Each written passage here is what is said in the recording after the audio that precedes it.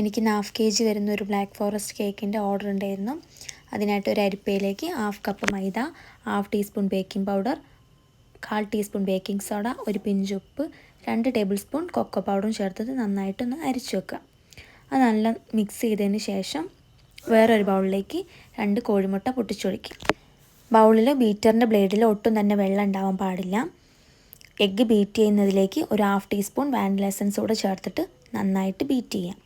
അതിലേക്ക് 1/2 കപ്പ് പൊടിച്ച പഞ്ചസാര കുറച്ചായി ചേർത്തിട്ട് നന്നായിട്ടൊന്ന് മിക്സ് ചെയ്യാം. പിന്നെ 2 ടേബിൾ സ്പൂൺ സൺഫ്ലവർ ഓയിലൂടെ ചേർത്തിട്ടൊന്ന് മിക്സ് ചെയ്യാം. അതിനുശേഷം ഒരു 1/4 കപ്പ് ഇളം ചൂടുള്ള പാലും കൂടെ ചേർത്തിട്ട് ഒന്ന് ബാറ്റർ മിക്സ് ചെയ്യാം. അതിലേക്ക് അരിച്ച് വെച്ചിരിക്കുന്ന ഫ്ലോറൂടെ ചേർത്തിട്ട് ഒന്ന് ബീറ്റ് ചെയ്യാം. പിന്നെ ബട്ടർ പേപ്പർ വെച്ചിരിക്കുന്ന ടിന്നിലേക്ക് കേക്ക് മിക്സ് ഒഴിച്ചു കൊടുക്കാം.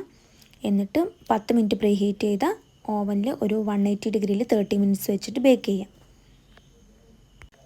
30 മിനിറ്റ്സിന് ശേഷം കേക്ക് ഇവിടെ നന്നായിട്ട് റെഡിയായി വന്നിട്ടുണ്ട്.